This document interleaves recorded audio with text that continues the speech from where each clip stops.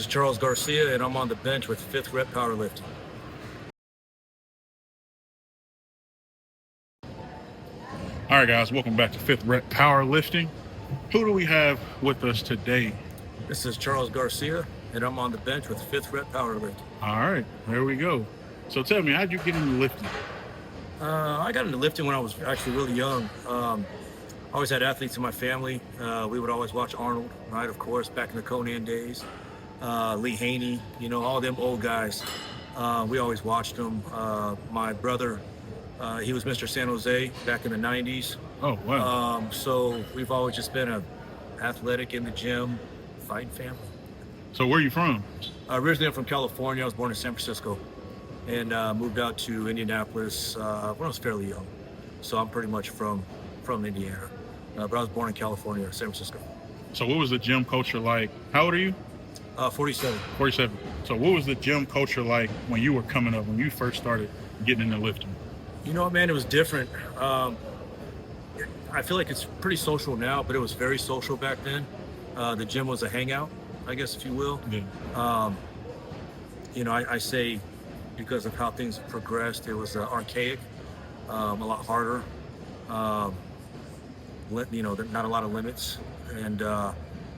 But I would say from a social standpoint, it was just different. Again, it was a place to hang out. You didn't have earphones on. Mm-hmm. You were there with your buddies, and just a good place to be. It was always very positive vibes. It was probably the most positive place that I can recount. Got it. So as far as gym culture goes, what is one of the major differences? Like right now, there's the science-based lifting that a lot of people weren't doing back then. Is that something like, how was it then as far as the training methods? Yeah, training methods I feel have always progressed, if you will. Right. Right, wrong, or indifferent.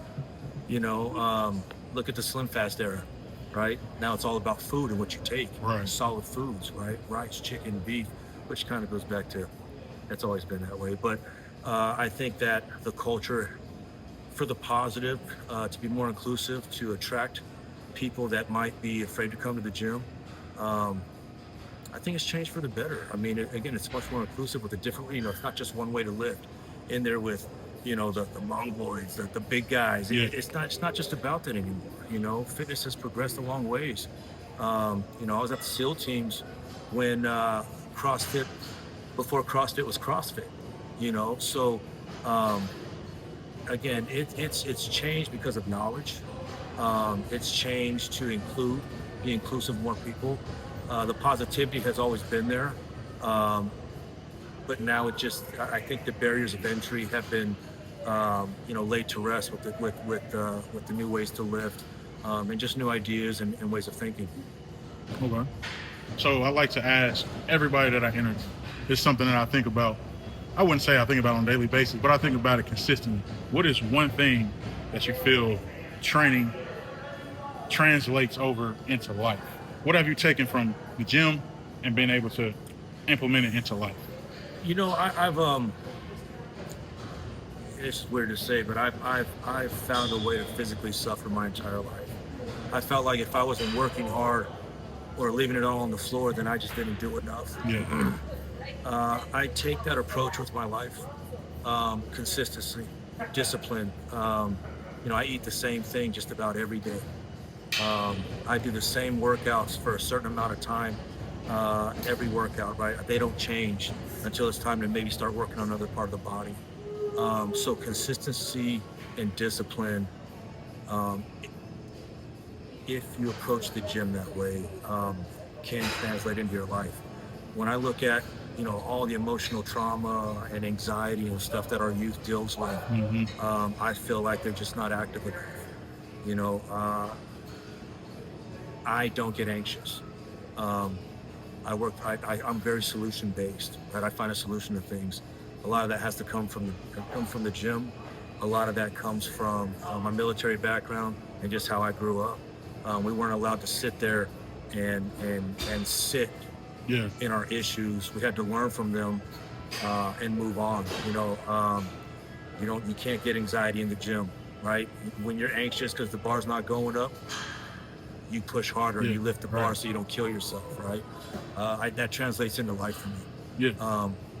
Anxiety is not a bad thing. It's a trigger point, right? It lets you know, hey, something didn't go right. Fix it so you don't have Yeah. anxiety about Yeah. it anymore, right? So, anyways, that's what the gym helps me with. It's physical pain, it's physical suffering versus emotional. Not to say emotional isn't real, but to me, it's not tangible. Mhm. In here, building muscle, sweating with your boys every day, breaking down muscle, being sore the next day, trying to get up off the toilet. That's real. Um, if you can work through that, you can work through emotions. So, if you don't mind telling us, tell us about your military background. I went in the military not right after high school. I tried the college thing, and I was a little bit of a knucklehead, so didn't work out too well. But I went up to the Navy. Long line of Navy sailors in my family. My grandfather was a Pearl Harbor survivor. I got Vietnam vets.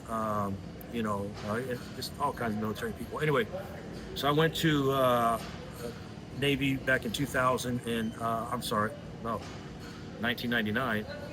I was on a ship for a little while, and then I went over to the SEAL teams around 2003, 2004. Did a couple of deployments, had some fun, and ended up getting out in 2008, at the end of 2008. So I've been all over. 2 tours in Iraq. Oh wow. Went off of I was off of the uh, Horn of Africa. I was off the coast of the Horn of Africa. So yeah, I had a little bit of fun in the Navy.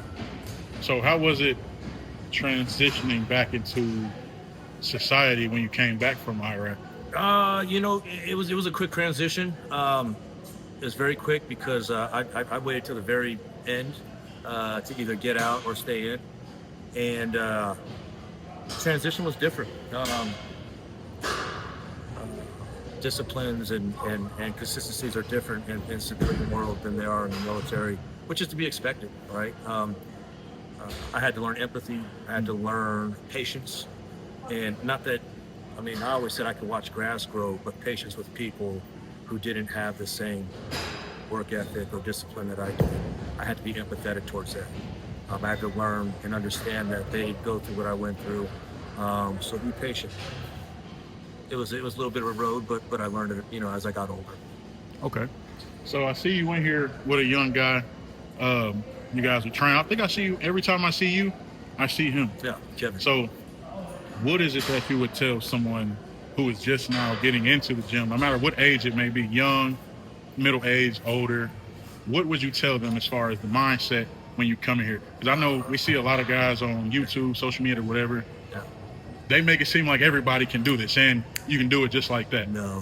What is it that you would tell So someone coming the in? biggest thing that I would tell people is one is stop comparison is the thief of joy. Right. Stop looking at Instagram, right? Don't compare yourself to those people. You are not them. You haven't been in the gym as long as they have. You don't know what protocols they're on. You don't know what kind of ectomorph body they might have versus you're a little bit thicker body person. Don't compare yourself to people.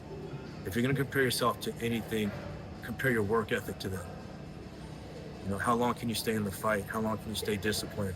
How long, for me, it's Groundhog Day, right? Every day, Groundhog Day. It's the same thing, same food. The workout might be different, but we're here at the same time, doing the same workout we did last week. I tell people, be patient. I've been on this journey, training for a show for about 2 years, and my show's not till November. So I've been changing my body composition, really focusing on that for 2 long years. I'm 47 years old, right? It's patience, it's consistency. It is hard work. It's not going out with your friends all the time. It's not being able to eat whatever everybody else is eating. Be patient and enjoy your youth. So many young guys are hopping on gear that don't need to hop on gear, right? You can use the things like ashwagandha and good supplements and good eating. Learn how to eat. That's one thing I tell people. Learn how to eat. Your body is strengthened. Your body's made strong in the gym. It's built in the kitchen. You know what I mean? Like, it really is. So learn how to eat clean. right? Low inflammation diets, man, will take you so much further. Be good to your body. You know, that's one of the biggest things I harp on with these young guys. Um, and the other thing is, don't fall in love with the finish line. Fall in love with the journey, because that journey's long. That finish line, you're gonna get there, it's gonna be over with. Enjoy it, get your medal, whatever you get. That journey's long. Enjoy the journey. Enjoy being in here, man, sweating, feeling the pump, you know, aching, getting through the aches, you know, taking the proper supplements, eating the food, being consistent. You know, find the love in that, and that's hard to do because everybody wants a quick fix. Right. Ain't no quick fixes in here. Yeah. You have to be patient. Yeah. Ain't no quick fix. You can come in here strong, come in here the strongest. You still gotta get stronger. You know. Yeah, be patient. That's the biggest thing, man. Again, you gotta be able to watch grass grow because it's in the margins. Is where the changes are. Literally in the margins. You know, and just get ready to work hard. Yeah, and I think you hit the nail on the head, man, with especially when you come in here, it's not pretty every time. You know, a lot of days you're doing the same shit that you did last week. You eat the same foods that you ate yesterday, the day before. Yeah. And I think a lot of people think, oh, I'm going to come in here and it's going to be sunshine and rainbow. Sometimes it's boring. Yeah, sometimes you just got to, you know, I mean, honestly, a lot of times I come in here because I run multiple businesses. I have children. You know, I got a family. I chair organizations. I sit on boards of other organizations. Sometimes you just got to come in here and check the box. Literally, you're not going to have your best lift every day. You're not going to have the best pump every day. Sometimes you just got to check the box and be consistent. That's a win in itself. That you actually just showed up. That's a huge win. Because you're better than 95% of the others out there. So that's a huge win. All right, man, that's going to wrap up today's interview. I appreciate it. Thank you for taking the time out of your lifts to sit down with me, man. I really do appreciate it. No problem. Thank you. We'll see you guys next time. All right.